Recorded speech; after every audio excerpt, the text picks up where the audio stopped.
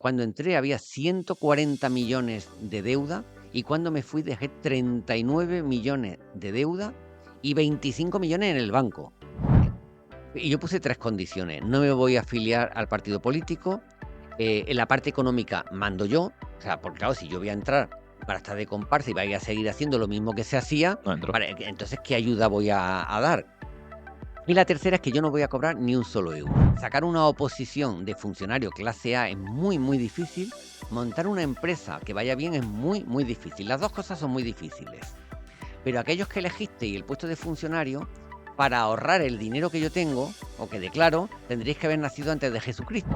Todo el dinero que las empresas ganan, siempre, en los 45 años, 44 años que llevo de empresario, siempre el dinero que gano lo reinvierto, siempre.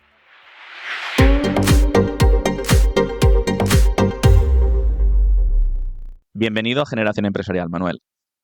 Hoy tenemos una historia magnífica que contar porque eres un empresario hecho a ti mismo. Vienes de un pueblo pequeñito, Cañete de las Torres, un pueblo de 2.000 habitantes. Viniste aquí para hacer el servicio militar y aquí te quedaste, ¿no? Eres presidente de Grupo Palma. Grupo Palma, por lo que sé, consta de Automóviles Palma, o constaba, porque sé que has hecho la venta no hace mucho. 3 colegios, más de 300 viviendas en alquiler, promociones, y además eres presidente de EDEM, la Escuela de Empresarios de Valencia, prestigiosa, en la que forma parte Juan Roig también, que sois grandes amigos y sé que has aprendido mucho de él. Al igual que yo he aprendido mucho de ti, por eso me hace tanta ilusión tenerte aquí, porque para mí has sido un mentor en muchas de las empresas que hemos creado. De hecho, yo creé la holding gracias a ti, así que bienvenido. Bueno, pues al final yo no estaba predestinado para ser empresario, no tenía ninguna intención de ser empresario y de hecho mi objetivo en la vida era cuando terminé, empecé a trabajar con 14 años y luego estudiaba por la noche, me saqué el título de contable, empecé a trabajar de mecánico y la idea mía era entrar de cajero en un banco.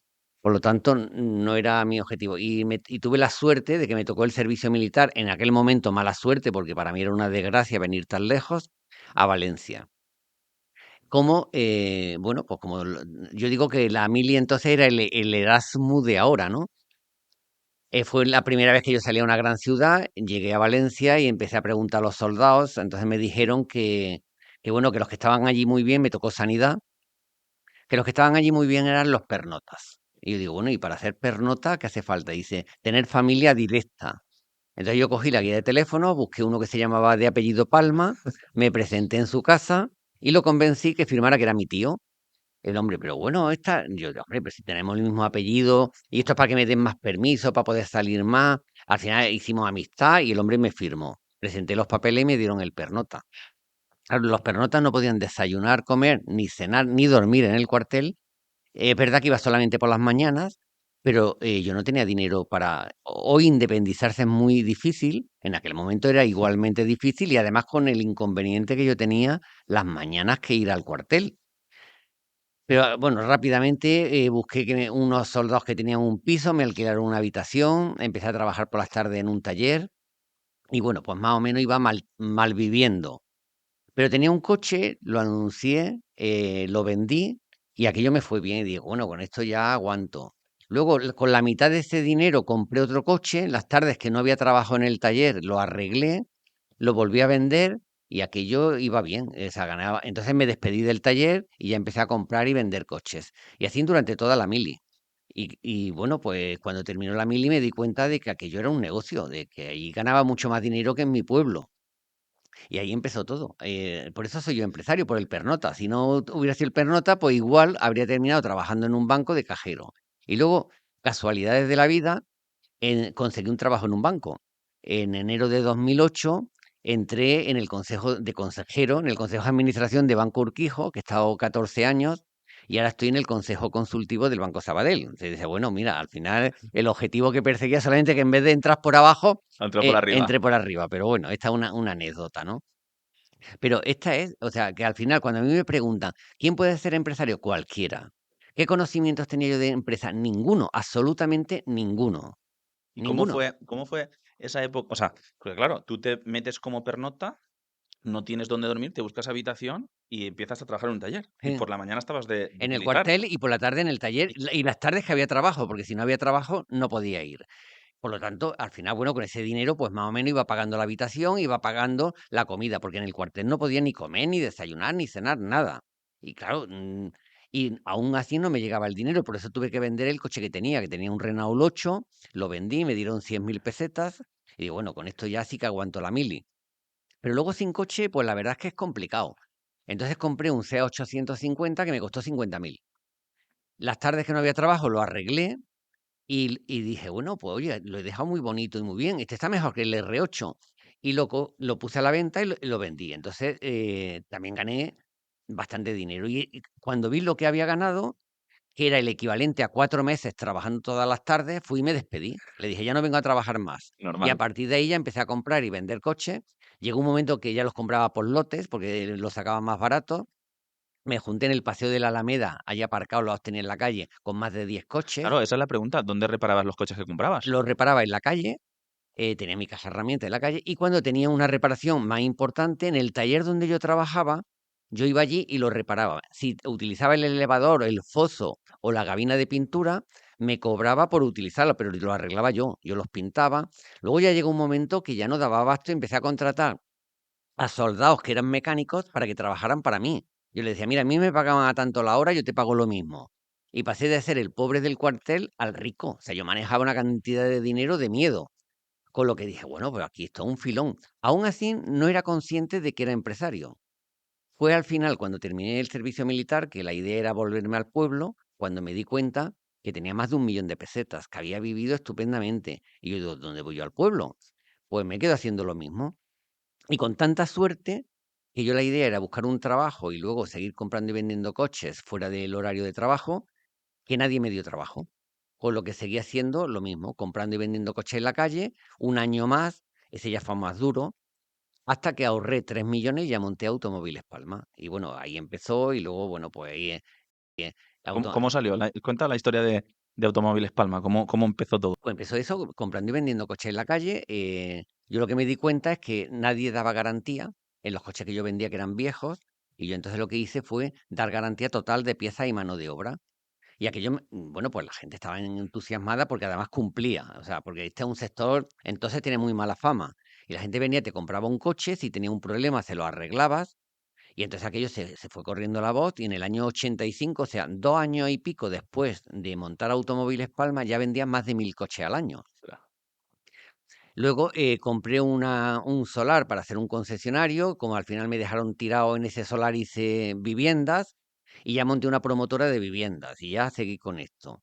Luego el colegio, el primer colegio, ahora tengo tres, fue que compré un colegio para hacer chalés porque había quebrado y salió a subasta. Una vez que lo compré, me llama el conseller de educación, que era Paco Cans, hoy después fue presidente de la Generalitat, y me dice, ¿tú has comprado colegio Montecañada? Digo, no. Dice, no, a mí me han dicho que lo has comprado. Digo, no, yo he comprado el edificio. Dice, ¿qué vas a hacer? Digo, chalés. Dice, venga, venga a verme. Y me dice, oye, que allí hay 500 alumnos, además es un colegio concertado, yo no tengo dónde meterlos y eso no se puede cerrar. Y yo digo, pero ¿a mí qué me cuentas? Tú haz lo que quieras, pero si no, si tú no lo abres, todos los padres van a ir a la puerta de tu empresa y te van a montar una manifestación impresionante. Asume el riesgo reputacional. Y yo, pero ¿yo qué culpa tengo? Pues no haberlo comprado. Pero el colegio tiene. Y bueno, y al final empecé y dije, joder, se me plantan aquí, salgo en todos los periódicos que he dejado 500 niños en la calle. Digo, bueno, y entonces por eso me metí en. O sea, por eso te digo que al final la vida son cúmulos. Hay oportunidades que he buscado y hay oportunidades que han venido, pues eso, como la promoción de vivienda. Y hoy las empresas más importantes que tengo son promoción de vivienda. Bueno, más que promoción, que también principalmente es alquiler de inmuebles. O sea, hago promociones para luego alquilar. Y esta empresa, bueno, pues está muy capitalizada, tenemos más de 300 inmuebles, pues cobra alquileres casi por 300.000 euros mensuales. O sea, vamos, que es una empresa bastante potente. También tengo que decir que jamás he repartido dividendos. Todo el dinero que las empresas ganan, siempre, en los 45 años, 44 años que llevo de empresario, siempre el dinero que gano lo reinvierto, siempre. Soy accionista único, no tengo socios, por lo tanto esto te permite tomar decisiones, primero tomar decisiones rápidas y hacer lo que tú en cada momento crees que es conveniente. El no tener socios también te permite reinvertir la totalidad de lo que ganas. Cosa que si tienes socios, pues ya te obliga a hacer reparto. Y yo siempre pues he tenido un sueldo, el que necesito para vivir, o sea, vivir bien, pero que el empresario que piense esto lo hago por ganar dinero, no, se equivoca. El empresario que piensa, yo trabajo para ganar dinero, para reinvertirlo y que mi empresa crezca, ese triunfará. Porque Automóviles Palma tuvo una época muy, muy gloriosa, o sea, creciste desde empezar con un pequeño taller hasta facturar más de 130 millones de euros Y en de el Grupo hecho, Palma. vendía más de hemos vendido desde que nació más de 150.000 vehículos. Y el año pasado vendí los concesionarios de Opel y Ford que teníamos y este año he traspasado la división de vehículos de ocasión. Y ahora mismo en automóvil el Grupo Palma no tiene absolutamente nada. Tiene todos los edificios, tenemos un montón de edificios que siguen siendo nuestros y los tenemos alquilados. Pero ¿por qué en automóvil no hemos salido? Pues porque es un mercado que se ha puesto muy complicado. Se han empezado a entrar empresas chinas. O sea, antes entre 6 marcas se repartían prácticamente el 95% de la cuota de mercado. Y ahora se lo reparten entre 100. Y la cuota es la misma. Claro, y además tiene una infraestructura para vender 7.000 coches que vendíamos nosotros al año, una infraestructura para 7.000 coches vendiendo 1.000, con lo que esto es insostenible. Meterme en más marcas, pues no quiero porque es que ya me pasó con Chevrolet, teníamos 2 concesionarios de Chevrolet y de la noche a la mañana dice, no nos interesa Europa, nos vamos. Digo, bueno, pero yo tengo 2 concesionarios y un montón de personas trabajando, pues te Y un apañas. montón de Chevrolet. Y claro, eso sí, los Chevrolet al final o te los compran o te dan un precio más barato, pero ya te apañas. Pero el personal te lo tienes que quedar Claro. y si lo despides tú pagas indemnización. Ellos no pagan absolutamente nada. Entonces dice, cojo una marca china, monto una infraestructura para la marca china y si mañana le ponen aranceles o trabas o no les interesa, porque ellos en realidad lo que hacen es traer barcos cargados de coches que los descargan en el puerto y los reparten Y los cobran. y los cobran. Y los cobran por adelantado. Si mañana le interesa más África o Sudamérica o Oceanía, pues dicen, dejo de mandar coches a España. Y dice, vale, pero porque los coches los pagas tú, los concesionarios los pagas tú y el personal, tú eres el responsable. Entonces dice, mira, oye, ya me han pasado una vez, ya no me pasa más. Y bueno, y como tenemos otras empresas que nos va muy bien, tenemos una empresa de servicios sociales donde tenemos más de 100 empleados, tenemos 3 colegios con 150 empleados y tenemos la parte inmobiliaria que nos va bien. O sea, por lo tanto, de hecho, en los últimos años era un lastre que lo que hacía era restar beneficios al resto de empresas. O sea, con lo que no solamente nos aportaba, sino restaba. Ajá. Y ahora mismo, como todos los edificios siguen siendo nuestros, solamente de estos edificios cobramos más de 1.000.000 de euros de alquileres al O año. sea, que lo que era negativo se convierte en positivo de forma Sí, automática. porque al final hay una cosa que sí, el patrimonio es nuestro Claro. y dice, bueno, por lo menos le sacamos una renta, pero yo soy empresario de raza, vamos, que aún así tenemos 250 empleados, Sí, o sea, sí, no es sí. que tengamos, pero a mí no me importa montar empresa y tener empleados y tener los máximos posibles, pero tienen que ser empresas viables. Si una empresa no es viable, lo mejor que hace es salirte cuanto antes, porque lo único que puedes hacer es lastrar a la que va bien o arruinarte, que es peor, porque una vez que te arruinas, luego volver a salir. España, como dice, en Estados Unidos, una persona que se arruina y vuelve a empezar está bien vista porque dice, ya tiene experiencia, ha aprendido la lección, lo hará mejor la segunda vez. En España no, una vez que te arruinas, no hay, ya está hundido de por vida. Sí, sí, sí. Porque no hay, bueno, todo el mundo te señala, y mira, yo, bueno, Juan Roth, hay una cosa que dice, que me gusta mucho, que dice, de los empresarios, todos los empresarios cuando inician una actividad están locos. Si triunfas, entonces eres un genio. Pero si no triunfas de entrada, tú estás loco, este está loco, mira lo que está haciendo. Claro, Con lo cual siempre la parte, siempre es más negativo al final. cuando yo empecé con el colegio, todo el mundo decía, pero este colegio, pero este qué sabe de colegios. Bueno, pues el Colegio Palma, que el primero, es el mejor colegio en nota media de selectividad de toda la Comunidad Lo Valenciana. leí ayer en una Pero noticia. llevamos ya 15 años seguidos que estamos siempre entre los 10 primeros. El año pasado fuimos primeros, en el 2020 fuimos primeros, en el 23 fuimos segundos, no terceros. O sea, siempre estamos. O sea, no hay ningún colegio en toda la historia en la Comunidad Valenciana que haya conseguido esos resultados. O sea, cuando tú te dedicas y te metes en cuerpo y alma, nosotros lo sabemos hacer. Ahora, si mañana la natalidad disminuye y no hay alumnos, pues lógicamente dicen, me tendré que salir del negocio. Mientras haya alumnos, yo tengo claro que antes van a venir a mis colegios que a otros. Pero cuando no hay, No hay, no hay, si no hay mercado. no hay. Entonces tienes que salirte porque si no, al final, además estás poniendo en peligro a las empresas buenas. Y ya digo, yo cuando he visto que en los últimos años el automóvil está comiendo beneficios de las empresas que son viables, que no es que sean empresas, porque la educación es una empresa donde la rentabilidad es baja, es seguro, porque es una empresa bastante estable si lo haces Una bien. cuota recurrente, Y tal. tiene, pero no es.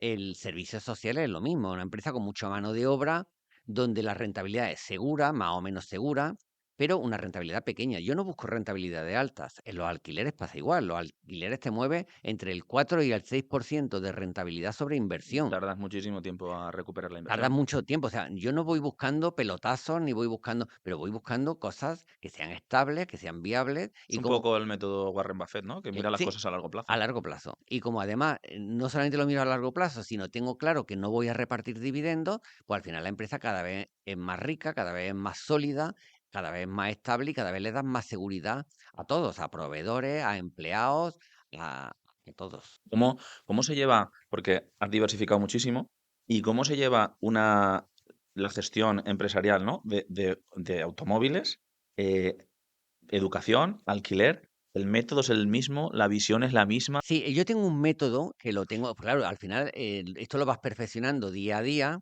y yo tengo un método escrito que es el que utilizo en todas las empresas de Grupo Palma, que si alguien quiere conocer el método, solamente tiene que venir a Eden, a los cursos, por ejemplo, el Super Pyme o el 15x15 o cualquier curso de Eden en el que yo imparto clase y ahí ya de manera detallada cuento el método de qué es lo que hacemos. Y al final es fácil, tampoco es tan difícil eh, en llevar una empresa a cabo. Es verdad que tienes que tener un método, no vale decir, no, y me meto en este sector, primero tienes que estudiar el proyecto, tienes que ver la competencia, tienes que ver todo. Una vez que lo ves todo y que ves que es viable, por ejemplo, yo tenía claro que hay niños, bueno, niños y adolescentes que tienen que estar escolarizados.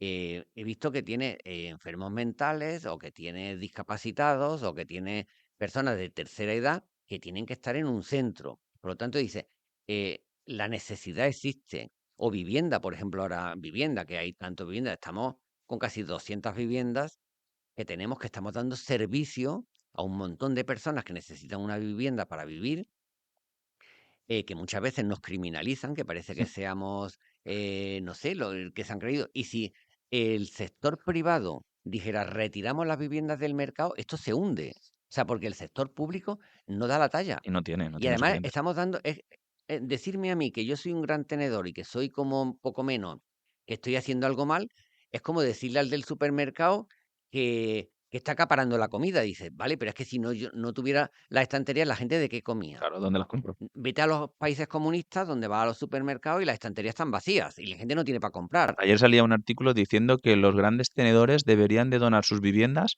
porque nadie debe de vivir de la renta. Porque eso no es trabajar. Y yo digo, ya es lo que me faltaba por No, escuchar. pero es que al final, el dinero que sacas lo vuelves a reinvertir en más viviendas. Además, no solamente tienes viviendas, sino nosotros las viviendas están amuebladas, con muebles, electrodomésticos, dados de alta, para que la persona entre a vivir inmediatamente. Y hay mucho, imagínate, por ejemplo, nosotros en Paterna tenemos muchos militares de la base de la OTAN que vienen allí destinados y estos no van a comprar una Claro, vivienda porque van a estar claro, 2, 3, 4 años en Paterna y luego se van a su ciudad de origen. ¿Dónde viven? ¿Qué claro. viven? ¿En la calle? ¿En una tienda de campaña que monten? Porque al final dice, es que hay viviendas, no hay viviendas. Imposible. ¿Cuántas viviendas públicas hay para que estas personas puedan alquilar? Ni una. Un médico que lo destinan a Paterna o a Valencia o a Calpe o a, no sé, a cualquier Claro, otra, que a los 2 años está en otro sitio. que está en otro sitio. ¿Esas personas dónde viven? Dice, no, voy al ayuntamiento y que me den una vivienda pública o a la No hay. Generalitat. No hay ni una sola. Entonces, al final, ¿qué hace?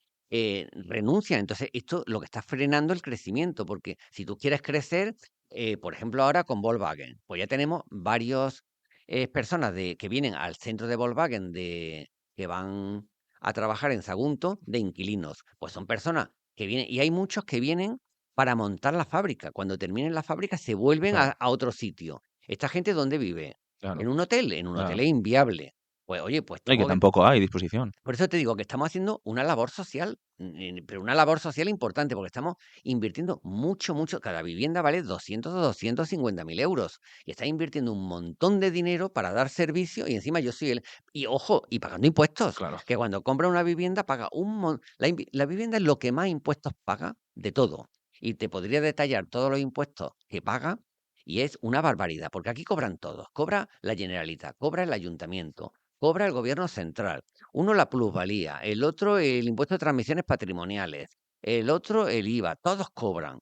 Y nadie quita impuestos, al revés, lo Y que si la hace... vendes, el incremento de la renta, Sí, el valor pero, patrimonial. no, y si lo vuelve a vender en un mes, vuelve a pagar otra vez todos los mismos impuestos. Y luego encima, nadie, no solamente no quitan impuestos, sino que ahora dice, no, pero es que ahora el ITP se va a pagar sobre el valor de referencia. Dice, bueno, ¿y esto qué es? No, el valor que yo digo que vale, no el que vale, sino el que yo digo que vale. Bueno, y si el que vale de verdad es mayor, no, no, entonces me pagas por el mayor. O sea, esto también es ilegal, porque tú puedes decir, esto vale 100, pero no, pero si lo venden en 120, me pagas sobre 120. Pero si lo vendes sobre 70, me pagas sobre 100. Por eso te digo que solamente es darle Sí. vueltas para ver de qué manera cobro más impuestos de la vivienda. O sea, al final dice, y la estamos pagando. O sea, y sin embargo estás defendiendo al ocupa que entra en una vivienda pegando una patada, que está destrozando una vivienda, que además roba todo lo que hay en la vivienda, que cuando se va el ocupa deja la vivienda destrozada, Y hay que que no gastar. paga impuestos, que además seguramente está cobrando alguna paga por ahí. A este lo estás defendiendo y al que paga impuestos, al que está pagando las nóminas de todos los funcionarios y de todos los políticos, porque somos al final Total. los que estamos pagando las nóminas, se nos criminaliza. Dice, esto es el mundo al revés, que esto, o sea, esto es decir, el que me está dando de comer, porque al final el empresario paga la seguridad social del trabajador. Si el trabajador le pagáramos la totalidad y tuviera que ingresarlo, tendrían un problema gordísimo. Pagamos, No, no, increíble. De hecho, ha habido alguna propuesta y claro, no quieren ese bien pagamos normal. la retención de la nómina del trabajador, que para mí sería más cómodo decirle al trabajador, yo te pago la totalidad y la retención la ingresas tú. No, la tenemos que hacer nosotros. Que si el trabajador lo tuviera que hacer, seguramente tendría un problema grandísimo. Pagamos luego el IVA. Y luego al final de todos los impuestos que pagas directos e indirectos, de lo que te queda, el 25% de impuestos a sociedades. Yo tengo calculado Y que luego hay entre, un 3 más, si facturas más de 1 millón de euros, que es sí, el- el impuesto de actividades exacto, económicas. exacto. Yo, al final, yo la cuenta que saco más o menos cada año es que de los beneficios que yo tengo, de cada euro neto que yo me llevo, he pagado 5 en impuestos directos o indirectos. O sea que para yo llevarme 1 euro, he pagado 5, ya digo, entre impuestos directos o indirectos. Dice, y además se lo ingreso en la cuenta para que se lo gasten. Y Y a si mí te no me dan ningún... equivocas, Si me te equivoco, multan. si me equivoco, me multan. Pero una vez que ese dinero yo lo he ingresado en la cuenta de la administración que toca para que ellos se lo gasten, a mí no me dan ninguna explicación de en qué se han gastado mi dinero. Y encima el empresario del malo dice, bueno, pues quita a los empresarios y nos vamos a Venezuela o nos vamos a Corea del Norte o nos vamos a Cuba, ¿no? Por eso te digo que es que al final el que está tirando del carro, hombre, ayúdalo. Claro, claro. ¿Tuviste una época que estuviste de urbanismo o de... Sí, hubo una época que yo creo, y además yo invito a la gente a que haga lo mismo, porque al final en política hay que echar una mano, porque es que si lo dejamos en manos de los que no deben de estar, nos van a llevar a donde no queremos estar. Yo estuve durante 4 años en el Ayuntamiento de Paterna llevando Hacienda, contratación, patrimonio y empresas. Todo el dinero de Paterna pasaba por mis manos, vamos, lo gestionaba yo. Cuando entré había 140 millones de deuda y cuando me fui dejé 39 millones de deuda y 25 millones en el banco. Eso en 4 años, de 2011 a 2015. Gracias a eso y a lo que hizo Montoro, que fue la regla del gasto lo que dice es que tú no puedes hacer un presupuesto. Yo bajé el presupuesto más de 20 millones por año y entonces tú no puedes hacer un presupuesto superior al año anterior. Y dice, bueno, y si recaudo más, pues entonces pague deuda. Bueno, y si ya no tengo deuda, pues baje impuestos. Si es que es muy claro, o sea, Correcto, claro, claro. baje Tiene impuestos, su lógica. pero lo que no va a hacer es gastar de manera desmedida, porque es que si no, llega un loco, empieza a gastar como un loco y termina que el que viene siguiente lo deja arruinado, que es lo que no está pasando. Estamos creando una deuda de Estado insostenible, que esto en algún momento va a terminar vamos, quebrando el país. Yo no paro de ver la deuda aumentar, aumentar. Parece que esto no tiene fin, pero esto hay que pagarlo, ¿eh? Tal cual. Y claro, el político no le pidas luego explicaciones que tú incrementaste la deuda en 300.000 millones o en 200.000 o en 500.000. Ese dice, pues el que venga detrás. En de aquí 4 años no está. Y si la gente supiera la cantidad de dinero que le corresponde proporcionalmente de deuda a cada ciudadano, Es alucinante.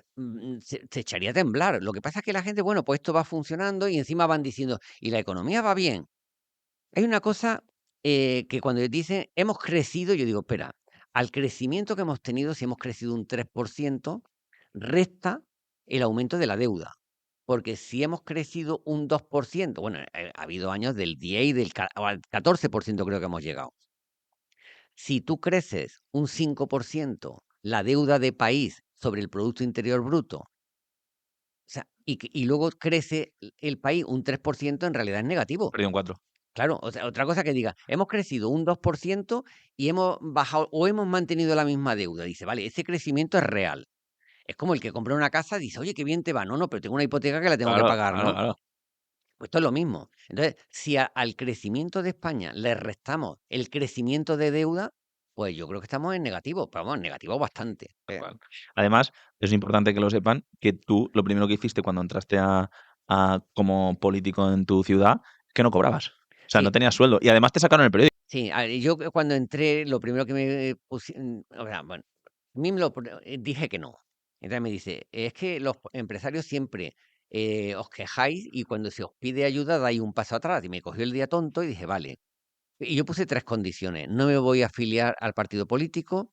En la parte económica mando yo. O sea, porque claro, si yo voy a entrar para estar de comparsa y vaya a seguir haciendo lo mismo que se hacía, No entró. entonces, ¿qué ayuda voy a dar?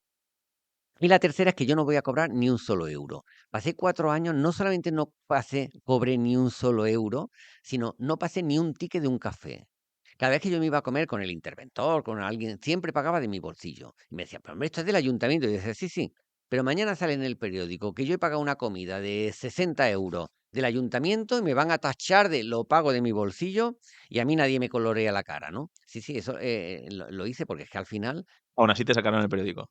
bueno, no, en el periódico lo que me Bueno, sacaron fue que, claro, cuando entras en política tienes que declarar tu patrimonio. Me dijeron que eso, bueno, que eso era privado, que eso tal, pero luego se publica en el boletín oficial y al salir en el boletín oficial se publicó en toda España que era el político más rico de España, ¿no? Y entonces, pero bueno, fíjate cómo, ¿no? El título puede confundir a la gente cuando le interesa sacar a la prensa algo, ¿no? El político más rico de España. Parece que te has hecho rico rico de la política y encima lo has. en la política, sí, sí, no, no, de hecho decía, tiene 67 millones más que Rubalcaba y tiene no sé cuánto. Y tal, de hecho, en los plenos, Izquierda Unida siempre me atacaba porque el rico no sé qué, yo siempre le decía lo mismo, le decía, mira, cada euro que tengo he pagado 3 o 4 de impuestos. O sea, que gracias a mí cobras tú el sueldo. Por lo menos una parte de tu sueldo seguro que viene de Seguro, mí. Cosa seguro. que yo no puedo decir lo mismo porque yo no cobro No nada. cobro. Pero bueno, pero esta es la demagogia que Sí, sí, es existe. así, es así. Bueno, creas Automóviles Palma, la haces crecer un momento, y hay un momento de tu vida que te metes en el fútbol, ¿no? No sé si por casualidad, si por tal. Por casualidad, y yo creo Cuéntame que porque además es una historia brutal para que la gente la conozca. eh, De un pueblo pequeñito, ¿cuántos habitantes tiene? 2000. 1000 habitantes. A ver, yo era amigo de Pepe Higuero. Pepe Higuero era el director de Diario Mediterráneo. Yo tenía un concesionario en Castellón y éramos muy amigos, que era del grupo Z. Y a este lo destinan a Diario Córdoba, que es el diario allí el más importante, y lo destinan de director a Diario Córdoba. Y seguimos manteniendo relación y de vez en cuando hablamos, además es mi tierra, porque mis padres y mi familia vive allí.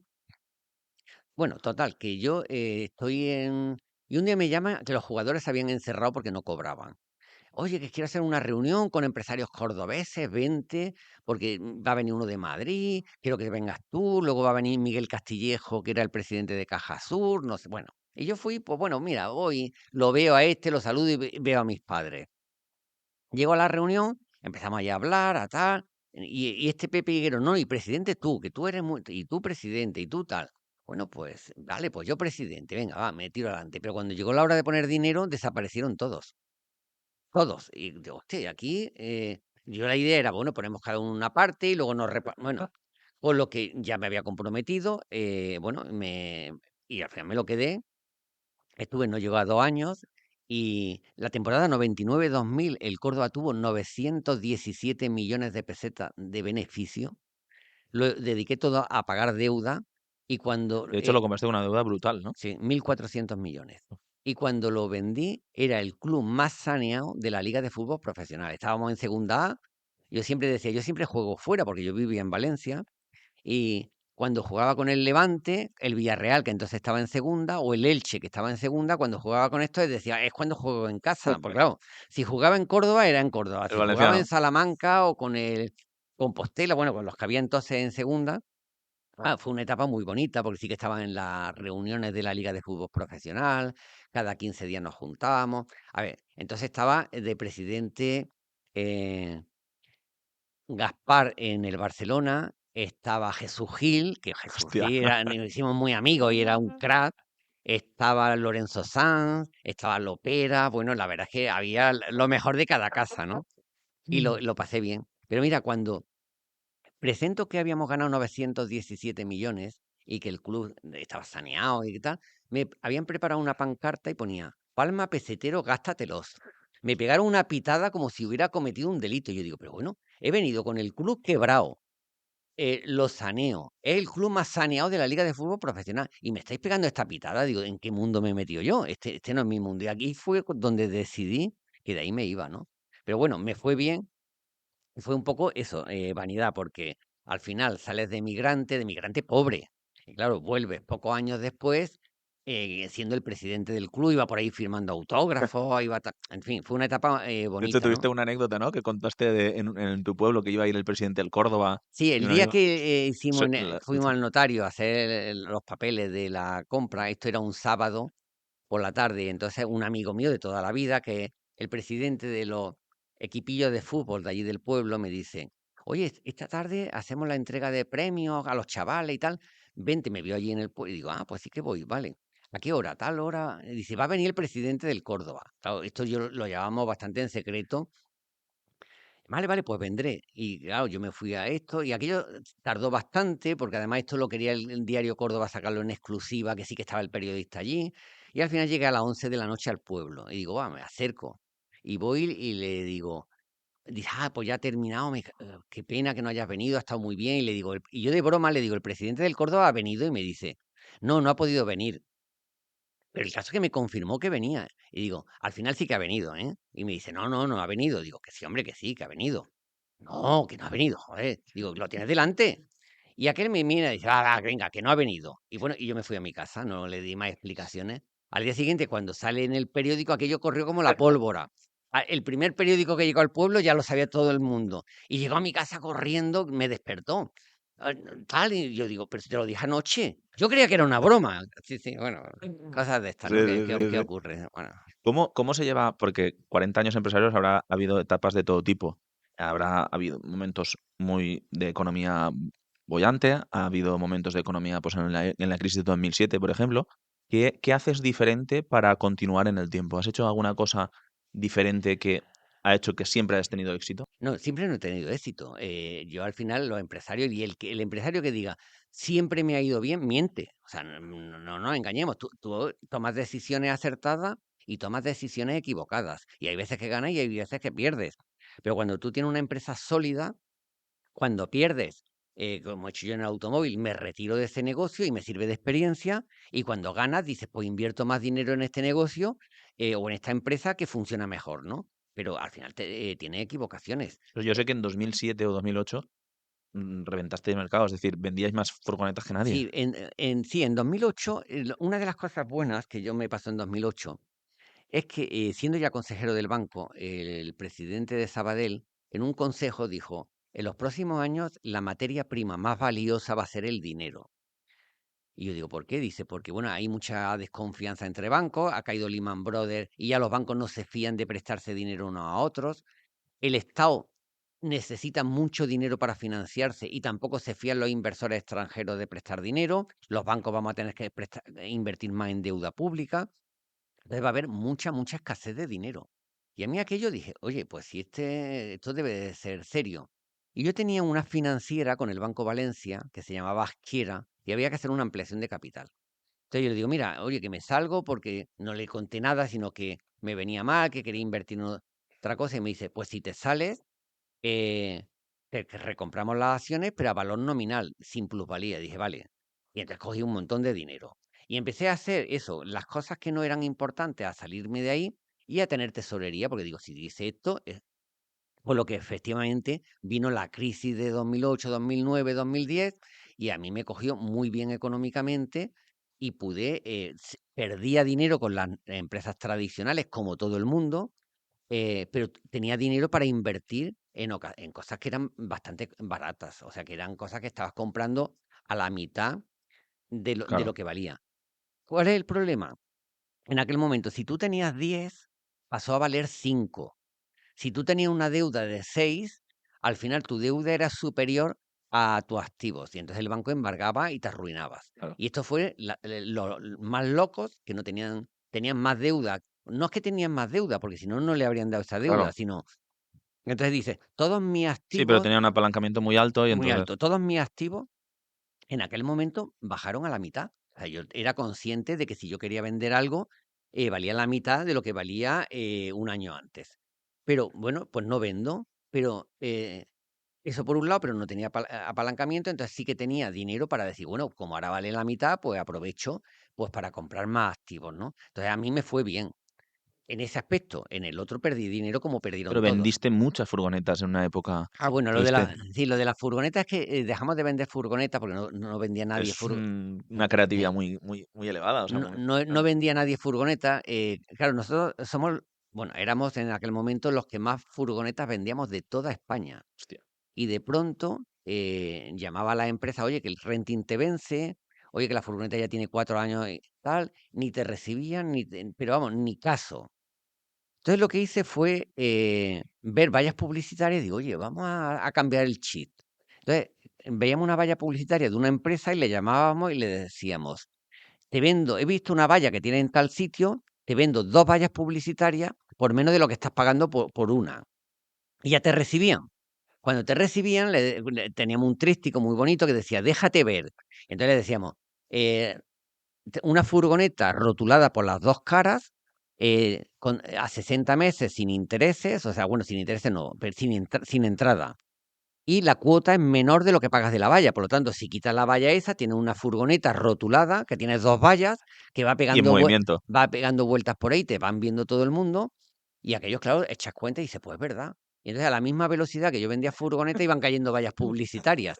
Y vendimos un montón de furgonetas, o sea, haciendo eso, o sea, haciendo Un algo. empresario tiene que tener ingenio también. Claro, los demás llamaban para vender furgonetas y yo llamaba para vender 2 vallas por menos de lo que estás pagando por una, ¿no? Entonces, claro, te recibíamos. Es como si le dices, quiero comprar una furgoneta, yo te doy 2 furgonetas por menos de lo que estás pagando. Pues yo le decía, te doy 2 vallas. Ahora yo decía, los de las vallas me van a matar porque, vamos, caían. Y nos fue muy bien, pero bueno, de estas anécdotas tenemos muchas a lo largo. Sí, al final siempre es buscar de hacer cosas distintas a lo que hagan los demás, ¿no? De hacer, o sea, si vas como todo el mundo a decir, oye, que vendo a furgoneta, en aquel momento ni te recibían, ¿no? Porque estaban en otras Empezar a cosas. contracorriente, ¿no? Ujú.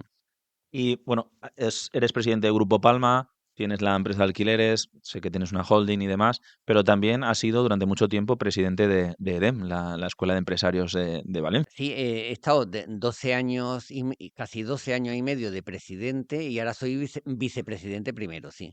¿Cómo empezó la historia de EDEM? Bueno, la historia de Eden empezó, es que tampoco quiero alargar mucho. La historia de Eden piensa de que al final me ofrecen ser presidente, dije que no, rotundo, y que tal, y que dentro de AVE el único que se dedicaba a la educación era yo, y que te ha tocado, que te ha tocado. Y al final me endosaron el ser presidente de Eden, pero endosado. Y dije, bueno, No, no podías negarte. eh, Ahí no podías negarte. y nada, y entré y era un pisito en la calle Colón, hizo un equipo, bueno, todo el equipo que había se fue fuera, lo despedí, pero bueno, no lo despedí, sino, bueno, sí, lo despedí, porque todo lo que estaban haciendo era deficitario, perdían dinero, y entonces creé un equipo nuevo. Entonces entró Antonio Nobleja, que el pobre ha fallecido hace poco con la Dana, entró Hortensia, y el primer curso fue el 15x15, que ha sido un éxito brutal. Este año estamos en la 20 edición y ha sido un éxito brutal. Y a partir de ahí luego fue el MBA Junior, luego el MBA Executive. Empezamos a hacer cursos, bueno, diferentes a lo que hacían todos los demás, porque Por son eso me he acordado totalmente, de cuando has eh, dicho hay que hacer cosas eh, diferentes a lo que totalmente hacen diferentes. los demás. Y bueno, pues Edén ha pasado de ser una empresa quebrada, porque cuando yo entré había 300.000 euros de números rojos, a ser una empresa, bueno, pues lo que es, ¿no? 5.000 alumnos, damos 2 millones de euros en becas. También hay que decir que Juan Ros aquí ha echado el resto siempre. Él fue el que me fichó a mí, el que él me obligó y echó el resto porque el edificio de Edén, que vale una fortuna, él lo donó a la Fundación Edén y lo regaló totalmente. Y claro, hay que ser muy generoso para un edificio que vale 18 millones de euros, decir, lo regalo, ¿no? Entonces, esa ayuda, pero es verdad que salvo esos regalos, Edén es sostenible, tiene muchos beneficios y esos beneficios nos permiten dar 2 millones de euros de beca al año. En Edén, toda la gente buena que sea pobre, le damos becas para que estudie. O sea, no habrá nadie, porque dice, es que las universidades públicas son baratas y las privadas son caras. No, no, nosotros somos más baratos que la Es pública. gratis. Porque si eres muy bueno, vas a estudiar gratis con nosotros. O sea, más barato que la pública, ni matrícula ni nada, mucho más barato. Pero tienes que ser muy bueno. O sea, lo que no vamos a hacer es darle una beca a uno que va a pasar el Claro. tiempo, ¿no? Además, esto nos permite, además, subir el nivel. Porque, claro, si tú metes en cada curso, metes 6 o 7 becados que son muy buenos, al final le ponen las pilas al resto, ¿no? Porque siempre Sube el nivel. claro, el nivel sube. Y la prueba es que prácticamente el 100% de la gente que sale de Edén con el grado universitario o ha montado una empresa o está trabajando. Entonces yo creo que Sí, esta es bueno, la una de las garantía. cosas es que la gente que estudiaba como becario en EDEM siempre No, no, entraba en alguna empresa, ¿no? sí, a ver, Anteriormente, no sé ahora sí, cómo. en Edén los grados nuestros tienen una ventaja. Primero, son, bueno, una ventaja, te lo tienes que currar, duran 11 meses, 9 meses estudiando y 2 meses trabajando cada año. El último año, 4 meses trabajando. Los 2 meses trabajando en 4 empresas distintas. El primer año, todo a Mercadona. Con lo que, claro, un alumno de 18 años y el primer año lo mete en Mercadona, que tiene que llegar a las 6 de la mañana, a abrir la tienda, poner el pan en el horno, tiene que Cultura del poner esfuerzo. eso. Entonces, los sábados son lectivos.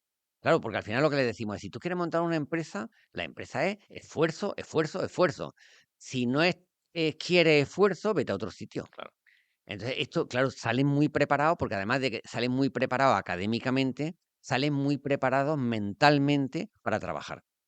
Y esto hace que triunfe. Luego, si tienes un proyecto, directamente pasa a Lanzadera, que esto es un proyecto de Juan Roth, y también te financian y te ayudan a desarrollar tu empresa, totalmente gratuito. Ah.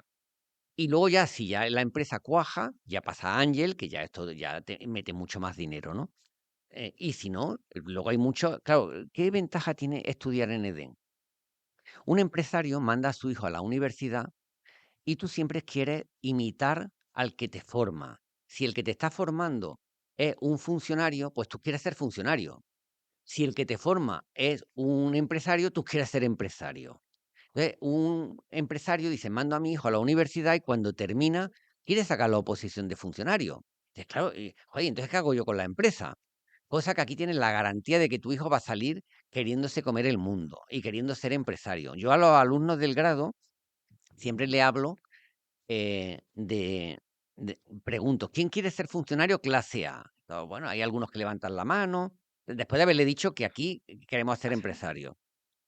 Y yo entonces le cuento mi historia, cómo empecé, que yo, vamos, ni tengo estudios, estuve hasta los 14 años estudiando en el bachiller elemental. Yo digo, mira, yo, o sea, montar una empresa, o sea, sacar una oposición de funcionario clase A es muy difícil.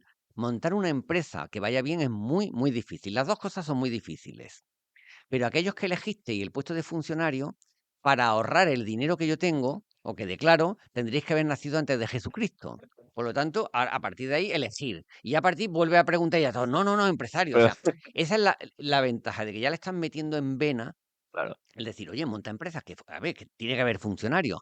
Pero es que al final el que tira del carro, el que paga los impuestos a lo bestia, son los empresarios. El otro día había un artículo que por primera vez hace 2 semanas se superó la cantidad de funcionarios a la de Claro, por autónomos. eso digo que no me meto con los funcionarios, que No, tiene no, que no, por haber, supuesto. pero es que si no hay... Además son mentes muy Sí, brillantes porque sacar una posición de miles yo de... no lo habría sacado, No, yo no lo no, habría se sacado. presentan miles Pero y el solo hay problema 100 es que plazas. esa gente brillante, si lo metemos en el mundo de la empresa, va a pagar muchos más impuestos porque va Va a a generar hacer empleo. empresas, van a ser empresas sólidas, va a crear empleo, van a pagar impuestos y esos impuestos van a hacer que vivamos mucho mejor. Si al final nos cargamos de funcionarios y eliminamos los empresarios, pues al final esto, en el momento que se descompense, llegará un momento que ni los propios funcionarios terminarán cobrando. Claro. La sanidad será un desastre porque no habrá dinero, la educación será un desastre porque no habrá dinero, por lo tanto, tiene que empezar a haber universidades de decir, no, no, esta es universidad para formar a empresarios,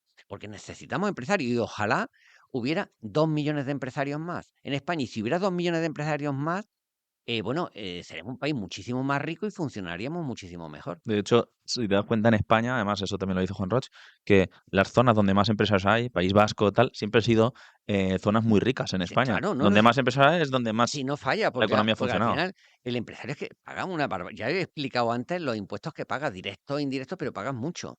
Por lo tanto, te interesa, es como si tú tienes un cliente que te compra un coche usado barato, pero tiene otro cliente que te compra cada año 20 coches caros. Y dice, hombre, al que compra el coche barato lo tengo que atender, pero al que me compra 20 coches caros, joder, le tengo que tirar la alfombra. Claro. Pues aquí al revés, al que compra 20 coches lo maltrata y al que compra el coche barato a ese, bueno, es que esto, por eso el mundo al revés. Si no Lo que hubiera, decía el otro día, ¿no? Menos Lamborghinis y más, no sé. sí, sí, por eso digo Y el que, otro salía uno, pues si el Lamborghini el 21% son impuestos, más el impuesto de lujo, más el impuesto de no sé qué. Si la barbaridad de dinero que recauda el Estado cuando se compra un Lamborghini es brutal. pero, pero al final hay una cosa es, yo quiero muchos empresarios, ahora empresario dice, cuando hablan de los empresarios que no son honrados, los empresarios que no son honrados, el propio sistema lo elimina, el propio sistema, porque en algún momento no cumplen con Hacienda y va Hacienda y los lleva a donde tiene que llevarlo. O llega a la seguridad social y si tiene trabajadores sin asegurar, porque es un delito, Claro. y van a por él.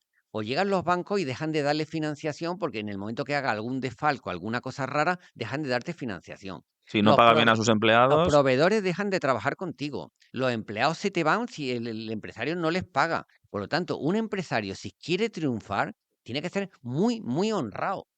O sea, que hay algunos deshonestos, sí, hay minorías deshonestas y esos terminan siempre mal. siempre. También hay empleados que son deshonestos y esos terminan mal. Y también hay políticos que son deshonestos y eso al final termina mal. Pero esto es la condición humana. Pero no podemos decir, es que generalizar y decir los empresarios son gente honrada, que si no son honrados, el propio sistema los tira fuera y no hace falta que lo tire el gobierno, ¿no? Los va a tirar los bancos que no le van a dar financiación, los empleados que no van a querer trabajar con ellos, los proveedores que no van a querer servirle material. O sea, el propio sistema lo aparta, ¿no? Porque el empresario deshonesto, su vida es 1 año, 2 años, 3 años y al final Se acabó. se acabó.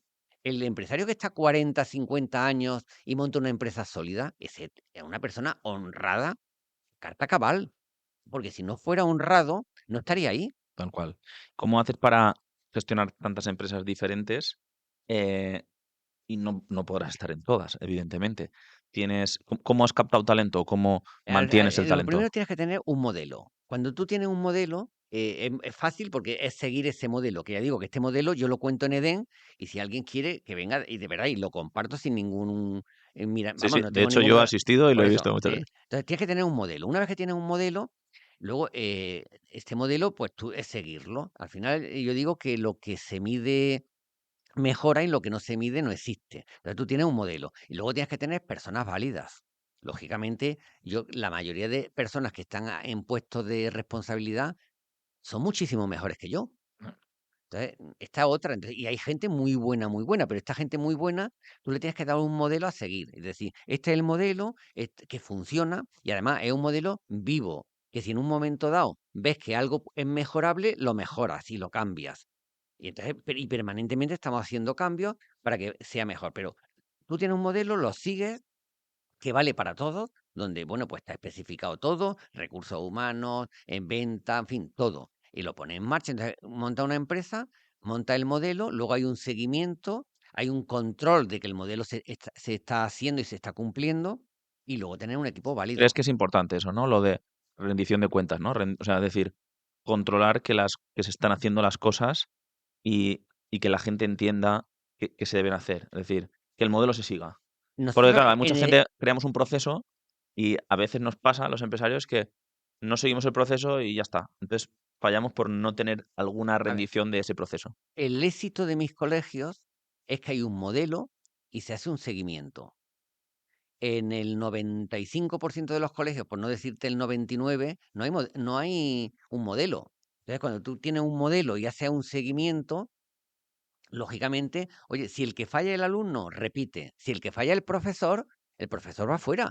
O sea, Es que eso es lo que no pasa muchas veces en muchos colegios, que el profesor falla y está claro, generando... no, porque es que además estás arruinándole la vida a todo un grupo de niños que están en tu clase. Y si el profesor es un pasota, que vamos, que de estos hay 4, Sí, sí, pero lo está mismo que hay claro. 4 empresarios ladrones, lo mismo que hay 4 políticos ladrones, y siempre hay alguno que te sale. Pues ese hay que apartarlo, porque al final le está arruinando la vida si tiene 30 alumnos en su clase, le está arruinando la vida a 30 Está alumnos. perjudicando al grupo, una Entonces, persona. cuando tú tienes un modelo, automáticamente el que se sale que no cumple lo que tiene que hacer, va fuera. Pero al final tiene un policía, pues el policía tiene que cumplir su horario. Si ese policía, en vez de ir a patrullar, se va al bar o se va de fiesta, pues lo que tiene que haber es un sistema de seguimiento para decir, oye, este lo aparto porque, claro, no está cumpliendo con su obligación. O un político que no cumple con su obligación. Pues esto es lo mismo. Entonces, el modelo sirve tanto para los premios como también para poner, o sea, obligaciones, ¿no?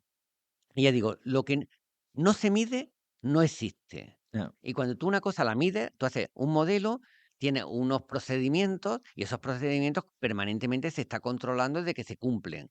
Pues las empresas funcionan.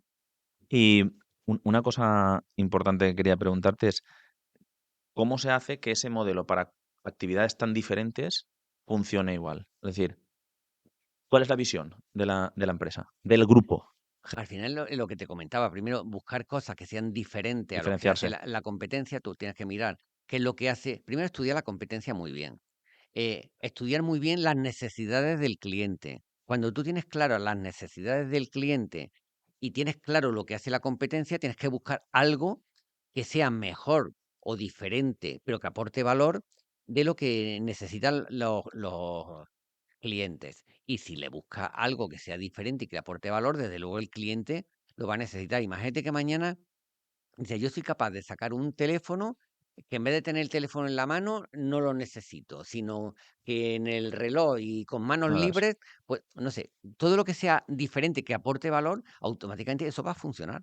Es buscar, y siempre hay muchas cosas, en EDE lo encontramos con el 15x15. 15x15 cuando nace, yo me acuerdo que esto fue leyendo expansión. Leyendo expansión, yo veo que había una cena benéfica con un empresario que habían pagado $100.000 y luego le preguntaba y decía, lo que he aprendido en esa cena vale más que los $100.000 que he pagado. Yo dije, joder, un curso en el que vengan empresarios a contar su modelo de negocio, que es lo que hacen, en que se han equivocado, en que han acertado. Y ahí nace el 15x15. Cuando ya tenemos claro el curso, dándole vuelta, yo quería un nombre y un domingo en mi casa, digo, ya habíamos decidido que 15 días, 15 empresarios, digo 15x15. Entro en el registro de patente y marca, veo que no está registrado y bloqueo el nombre. Y bueno, y nace, y al final dice, pero era diferente a lo que hacía. Y cuando anunciamos el curso, pusimos un claustro de solo 15 profesores que emplea más de 200.000 personas y factura más de 40.000 millones de euros. Eso te hablo hace 20 años. Claro, a la semana estaba lleno. O sea, pensamos que no iba a costar lleno. ¿Por qué? Pero era algo diferente que aportaba valor. Cualquier empresario, cualquier directivo. Yo hice la 17 edición y ahí me cambió la vida. Claro, tú Y dices, anualmente siempre se llena, ¿no? claro, sí, siempre, siempre. Y no solamente se llena, sino que hay lista de espera. ¿Qué ventaja tiene? Pues yo como empresario, como directivo, voy y veo 15 empresarios totalmente distintos, con empresas totalmente distintas, unas que son del IBEX, otras que son privadas, otras, cada uno tiene su modelo, pero cada uno te cuenta su modelo. ¿Qué hace? ¿Cómo lo hace? ¿En qué se equivoca? ¿Está equivocado? ¿En qué acierta? ¿Qué planes tiene de futuro? ¿De dónde viene? Al final, yo digo, con que saque una idea de cada uno de ellos y la aplique en tu empresa, ya tiene el éxito asegurado. Yo cuento una anécdota de los regalos. Yo hice un viaje a la Expo de Sevilla, en el que todo el que me compraba un coche le regalaba la entrada, o sea, el avión ida y vuelta a Sevilla, hotel y la entrada a la Expo. Me quedé con el avión colgado. La suerte es que lo había comprado muy barato y la propia agencia lo vendió, porque me quedé colgado. Nadie quería el billete. Mira, compra el coche y tal. Nadie quería el billete de. Pero joder, si estoy regalando ir a Sevilla a ver la Expo, nadie. Hice una vez otra promoción de vivienda en la que regalaba un Opel Corsa y todo el que me compraba una vivienda le regalaba un Opel Corsa nuevo. Nadie quiso el Opel Corsa. Y yo decía, pero esto, claro, al final esto lo aprende equivocándote. Sin embargo, hago una promoción de vivienda y digo, todo el que me compre la vivienda en obra, en vez de la cocina normal, le ponemos cocina porcelanosa. Que bueno, pues mucho. Claro, claro, claro. Los vende enseguida. Cuando vas a vender un coche y le dices, este mes, por ejemplo, el de 100 caballos, por el mismo precio te doy el de 150 caballos. Un éxito brutal. Conclusión, cuando vas a vender, si lo que tú, porque el que viene a comprar un piso quiere un piso, no quiere un coche. Claro. El que viene a comprar un coche quiere un coche, no quiere un viaje. Entonces, y ahí nos equivocamos muchas veces. Entonces, tú quieres, vendes coches, quieres hacer una promoción, algo que tenga que ver con lo que el cliente compra. Si el cliente viene a comprar un coche, mejórale el coche que va a comprar y lo va Condiciones. a vender. Si viene a comprar una vivienda, mejórale la vivienda que va a comprar y lo va a vender. Pero si le está ofreciendo una cosa distinta a lo que él quiere comprar, porque le venía a comprar un coche, un piso, decía, pero si yo ya tengo coche, el precio del coche me lo descuentas del piso. Está jodido. El del viaje me decía lo mismo. Descuéntame lo que vale el viaje del precio del coche, que yo no quiero ir a Sevilla, que yo quiero un coche. Entonces, bueno, pues esto lo aprendes y entonces esto lo cuentas y entonces hay mucha gente que dice, hostia, pues yo con razón hice esta promoción y metí la pata y no me fue bien. Claro, la Claro, verdad es que de lo que más aprendes son de todo en general, pero yo aprendí mucho de cuando te cuentan los errores que han hecho, claro, por eso, porque ese ya no lo cometes. claro, por eso te digo que entonces esto y ver la visión de 15 empresarios distintos, todos de éxito, todos que les funciona bien y que te van contando errores, aciertos, también los aciertos, Sí, sí, porque también te están diciendo, hicimos esto y nos va bien, tú dices, oye, pues igual lo hago. igual lo hago o igual copio esto. Al final, con 15 ideas, 20 ideas que saques, Joder. que apliques con éxito en tu empresa, que ya sabes que no te vas a equivocar, bueno, la prueba es que es un programa único en el mundo que tiene un éxito brutal y que es diferente, ¿Y por qué crees que nos han copiado? Ahora me surge de mí. porque la copia, la falsificación no tiene valor. Ya. O sea, tú coges un bolso y vale 3.000 euros. La falsificación vale 30. Y dice, hombre, si mira esto parece de Loewe, parece que es el mismo. Sí, sí, pero este es falso y este es verdadero. El falso lo venden los negros en el Top El Manta, Manta y te lo venden a 30, 40 euros y el original vale 3.000. Entonces, una escuela de negocios que se precie no va a ser una falsificación porque no tiene valor. Y luego, en segundo lugar, están los propios empresarios. Un empresario no va a entrar al juego de decir, no, y ahora voy, por muy importante que sea la universidad o la escuela de negocios, no voy a ir a este curso que sé que es una falsificación de este ya. otro, ¿no? Entonces, hombre, ahí hay un poco, hasta ahí podíamos llegar, que en escuelas de negocios no tuviéramos la dignidad oye, ser originales, porque si ya una universidad va falsificando lo que hace Mal, otro, ya mal. dicen mal va, ¿no? Bueno, ya para terminar, ¿qué recomendación le darías a una persona que acaba de empezar o que quiere ser emprendedor o empresario? ¿Qué recomendación le darías, Manuel Palma, desde toda su trayectoria empresarial a Mira, una persona que va a empezar? aquí me voy a extender un poquito Lo quizás. que O sea, necesites. yo siempre hablo de activos y de pasivos. El activo es todo lo que mete dinero en tu bolsillo. El pasivo es todo lo que saque dinero de tu bolsillo. Si yo voy a montar una empresa, puedo poner un suelo de mármol. Y dice, pero esto es un pasivo. ¿El suelo de mármol en la empresa mete dinero en mi bolsillo? No, pues es un pasivo. A pesar de que lo pueda contabilizar en el activo, la contabilidad como un activo. Sin embargo, si dicen, yo arreglo coches, pues mira, los elevadores mejores, más rápidos, más seguros, ¿eso mete dinero en mi bolsillo? Sí, porque eso es lo que me sirve para yo poder arreglar los coches con seguridad y además más rápido. O las herramientas, o los ordenadores.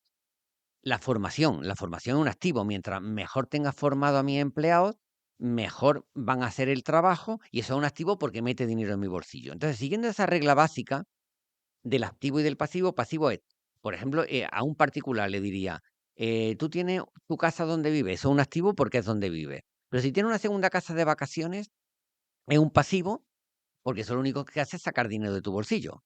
Sin embargo, si esa segunda casa la tienes alquilada, sí que es un activo porque te está metiendo dinero en el bolsillo. ¿Vale? Entonces, con esto yo creo que la gente entiende lo que es un activo de que lo que es un pasivo. Entonces, si quieres triunfar, primero, invierte en pasivos como si fueras muy pobre.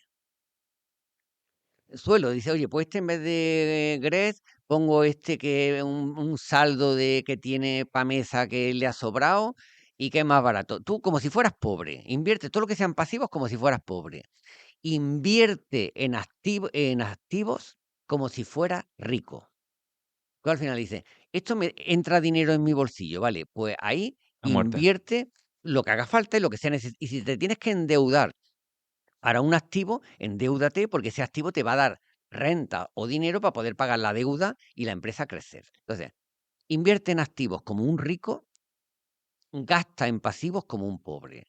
Y luego, segunda, cuando montes una empresa, que lo que tú hagas, primero, sea con tu dinero, por lo menos una parte importante, no le pidas dinero al banco, a tus padres, a tu familia, que sea dinero que tú has ganado. El otro Y día escuché uno que decía skin in the game, ¿no? Porque buscaban estos inversores que buscan que inviertas el dinero, pero ellos no invierten. Y sí, entonces decía, no, skin in the game, a sí, mitad. esto yo siempre digo, cuando te hablan de las startups famosas, su modelo de negocio, prácticamente la mayoría, es vender el negocio. Por lo tanto, un empresario que te viene, bueno, empresario, emprendedor, bueno, ahora tiene muchos Sí. nombres, que su modelo de negocio es crear algo para luego venderlo, dice, pues No confía esto, en su producto. claro, no es que no confíe, es que va al pelotazo. Exacto. Entonces dice, para mí este no es un empresario. Bien, no lo critico porque al final, oye, ha ganado, perfecto, pero esto no es un empresario. El empresario es el que monta una empresa con visión a largo plazo y pensando en crecer. Entonces, si tú, el que quiera montar una empresa con visión a largo plazo y decir, oye, que luego la hereden mis hijos y que si puede ser que continúen mis nietos y que la empresa cada vez sea más grande,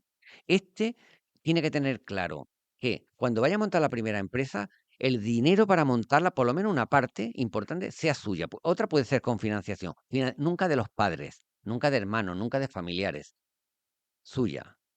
Y además sí puede ser que la empresa que tú montes, el dinero que has ganado, lo hayas ganado haciendo eso. Yo, por ejemplo, el dinero lo había ganado comprando y vendiendo coches.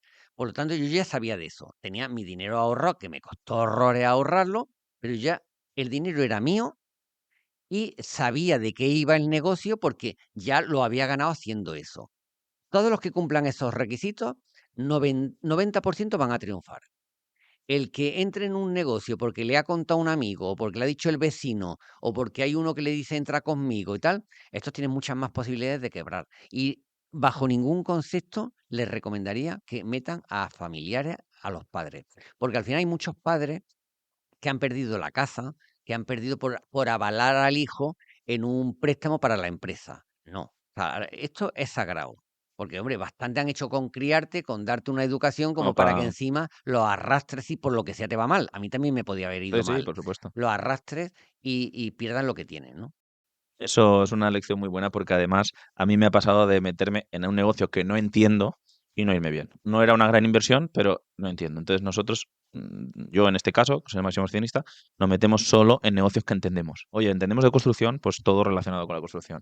Entendemos de esto. Oye, ¿que te puedes meter en otro negocio si está la oportunidad? Sí, No, no, pero entiendo. te puedes meter. Yo, por ejemplo, me metí en educación porque, bueno, fue sobrevenido. Si a mí me dicen cuando lo compré que iba a montar, a seguir con el colegio, hubiera dicho que no. Pero una vez que lo tienes, te metes y te metes de lleno. Claro. Como tengo un modelo, empiezas a aplicar el modelo. Sí, ahora ya lo dominas y sigues Una vez que lo comprando otros. dominas, dices, ahora sigo creciendo. La primera promoción fue porque se me quedó un solar vacío y no sabía qué hacer. Había hecho una inversión importante y dije, bueno, pues hago viviendas, locales comerciales, lo vendo. Que me dice el arquitecto, hombre, esto es recuperar el dinero. Y lo hice para recuperar el dinero.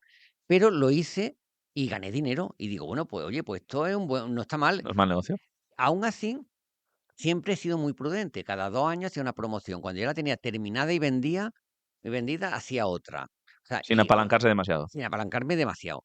Y bueno, y poco a poco lo he ido perfeccionando cada vez más, dominando más, sabiendo cómo hacerlo. Pero bueno, pero era un negocio bueno, una vez que entras, te puedes meter en cualquier negocio.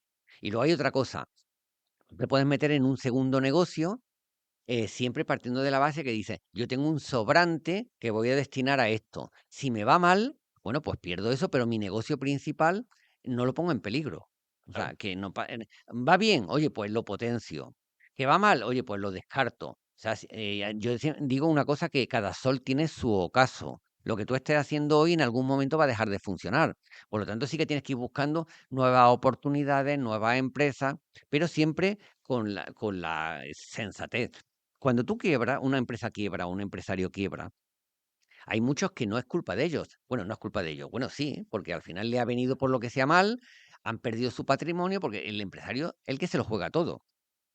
Pero aunque él pierda todo, ha dejado un montón de personas en el paro, ha dejado proveedores sin cobrar, ha dejado impuestos sin pagar, o sea, deja un agujero en la zona. Y si a una empresa grande, grande, Más aún. y en una población importante, Marie Claire, por ejemplo, donde estaba, este tipo de empresas, es que hace un agujero en la población que la deja hundida décadas. Por lo tanto, tenemos que ser también responsables de, oye, o sea, hacer las cosas bien y tener una parte de prudencia para decir, oye, arriesgo, porque el empresario que no arriesga, o sea, que no crece, decrece. Siempre. Tienes que estar arriesgando, pero arriesgando con sentido común y sin poner en peligro todo, ¿no? No, y una cosa que has dicho súper interesante, que además muchas veces cuesta, es la de cada sol tiene su caso. Cuando ves como Automóviles, que es una empresa que pues su época pasó, o ahora han salido circunstancias en las cuales hay más competencia y no te apetece entrar en ese mercado, es bueno dejarla ir. Y eso muchas veces a un niño que tú has creado, ¿no? Que es como tu hijo, ¿no? La empresa matriz está, cuesta muchas veces despegarte de ella, ¿no? Por la parte emocional le A pasa a mí, muchos a mí, empresarios. por ejemplo, una de las cosas que me preocupaba aquí era que hay muchos, muchos empleados, y de hecho hemos hecho malas operaciones en las dos. No ha sido unas operaciones de decir pelotazo, ¿no? O sea, han sido relativamente asequibles, pero la condición era, tenían que respetar el 100% del personal, que para mí eso era importante, respetando antigüedad, respetando puestos de trabajo y respetando sueldo. Me lo han cumplido, te he dicho, vale, hacemos la operación. Me han dicho, es que podía haber sacado 2 millones más, o Da podía igual, haber pero sacado era tal. secundario. Da igual, eso es secundario, porque ya lo ganaré en otro sitio, me da igual, pero al final no he tirado, no he despedido a nadie, siguen trabajando, y hay gente que sí, que hay gente que apuesta y dice, bueno, pues yo sé que esto es un sector difícil, pero tengo, en vez de una marca, tengo 30 marcas. Y si tengo 5 que van mal, tengo 20 que van bien. Claro, tú dices, ¿me apetece meterme con 30 marcas? Pues no, teniendo en cuenta que tengo otros sectores que me gustan más, que es mucho más bonito. El de la educación Mor- para mí es pasión. Claro. Cuando vas a un hospital y te sale un médico que estudia en tu colegio, que va y te sale un ingeniero que ha estudiado contigo, niños que lo has cogido niños y lo has formado, luego han hecho una carrera. Entonces, pues esta parte es una parte muy bonita. Entonces, eso me gusta más y lo hacemos bien además también. Dices, pues prefiero crecer ahí que no crecer en ¿Pero los te dolió coches. un poquito vender Automóviles Palma? Me dolió un poquito, cada vez menos, porque ya a partir de 2008, que empezó la crisis, pues yo decía, bueno, esta es una crisis que se va. Y efectivamente, a partir de 2013, ya otra vez empezó a recuperarse y ya empezamos otra vez a volúmenes parecidos a los de 2008, 2014, 2015. Pero claro, ahora no ha sido una crisis como la de entonces. Ahora se venden coches. El problema ahora es que se reparten entre más marcas. Claro. Antes se repartían entre 6 marcas y ahora hay 100. Es que empiezas a mirar marcas chinas, marcas japonesas, marcas coreanas, marcas americanas. Y dice, bueno, y cada una de ellas tiene una cuota de mercado similar a la que tú tienes. Claro, entonces dice, es que esto no es Sí, viable si lo ya. miras en números sin emociones, sin la parte Sí. emocional, Entonces dice, la única solución es quedarme 14 o 15 marcas y repartir. Y dice, bueno, y eso estoy asumiendo un riesgo, que es lo que te hablaba de los riesgos. Pero si eso me sale mal, todos los empleados se van al paro, termino dejando, bueno, y no, para mí ya digo, hay una parte también de claro. responsabilidad. Bueno, Manuel, muchísimas gracias por haber venido. Sabes que te tengo tremenda admiración de forma empresarial y sé lo que te cuesta a ti. De hecho, dices a muchísimas entrevistas y a muchos podcasts que no vas y sé que has venido por la relación que nos une, así que te lo agradezco inmensamente que hayas venido. Gracias a ti. Gracias.